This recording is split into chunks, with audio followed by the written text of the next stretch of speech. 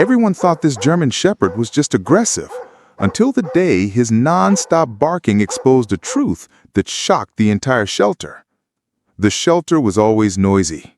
Barking echoed through the halls, tails thumped against metal cages, and volunteers walked up and down with bowls of food. To anyone who stepped inside, it felt like a place full of chaos, but also hope. A place where abandoned animals waited for a second chance. The smell of wet fur and disinfectant mingled in the air, a strange comfort for those who knew the shelter well. In the middle row, however, there was one dog who never seemed to stop barking. A large German Shepherd with scarred fur, sharp amber eyes, and a deep voice that made visitors step back. His cage rattled whenever he barked. Some people called him dangerous. Some whispered he was broken.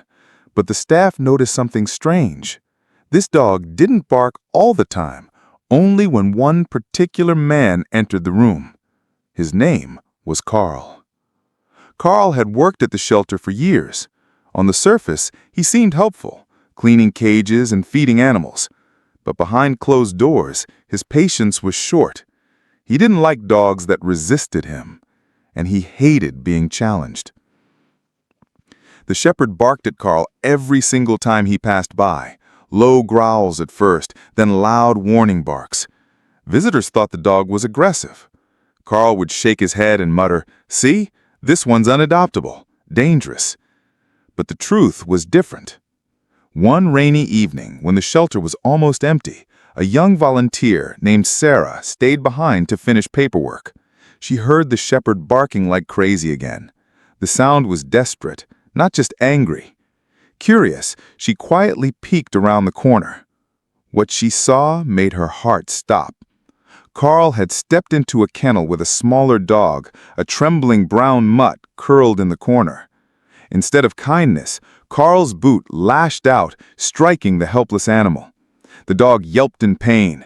Again, Carl raised his hand, and that's when the shepherd's bark thundered louder than ever. His cage rattled as he threw his weight against the bars. His eyes locked on Carl, warning him, protecting the weaker dog even from across the aisle. Sarah froze. The truth hit her like a storm. The German Shepherd wasn't aggressive. He was a guardian. His barks were alarms, desperate attempts to call for help. For weeks, nobody had listened. Everyone assumed he was just a problem dog. But now, Sarah knew. The next morning, she gathered the courage to report Carl. At first, the manager hesitated. Carl had been around for years and no one had ever complained. But Sarah insisted. She begged them to watch the cameras. When the footage was pulled, the truth unfolded in cold clarity. There was Carl, shoving, kicking, yelling at dogs when he thought no one was watching. The shepherd's barks lined up every single time. He had been the only one brave enough to expose the abuse. Carl was fired immediately. Authorities were called. And the shelter changed forever. New policies were put in place, volunteers were trained to look for warning signs, and the shepherd became the silent reason no animal was ever ignored again. But the story didn't end there. Even though Carl was gone, the shepherd's reputation stuck. Visitors still hesitated when they heard his booming bark. Families looking for pets would glance at his scarred face and move on to smaller, calmer dogs. Days turned to weeks and weeks into months. The shepherd remained behind those cold metal bars, loyal, protective, but overlooked. His eyes would follow every person who walked past his kennel, a silent question in them. Will anyone ever see me for who I really am? Then came Emily. Emily wasn't looking for a dog. She had recently moved into town, still healing from her own past, years of struggling alone after losing someone close. She wandered into the shelter one Saturday, just to volunteer, to feel useful. As she walked down the rows, her eyes met the shepherd's. Unlike other visitors, she didn't flinch when he barked.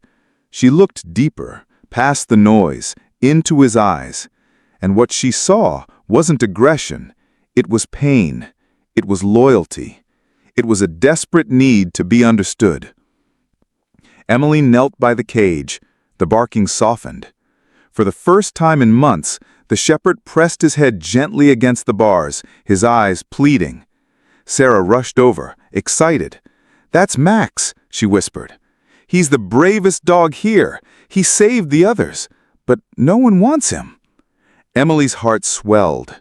She stayed by Max's cage for nearly an hour. He never barked at her, just stayed close, as if he had been waiting all along. Within a week, Emily signed the papers. Max finally stepped out of the shelter, not as a prisoner, but as family.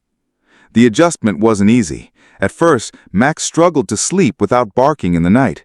Loud noises made him jump. Sometimes he would patrol the house, pacing back and forth as if guarding against invisible threats. But Emily never gave up on him. She gave him patience, gentle words, and a safe space to rest. Slowly, the scars inside him began to heal. And then something incredible happened. One afternoon, Emily was walking Max through the park. A group of kids were playing nearby, when suddenly one boy stumbled, dropping his backpack. As the others laughed, Max tugged on his leash, pulling Emily closer.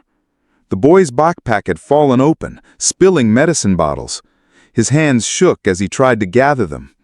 Max sat down beside him, calm and steady.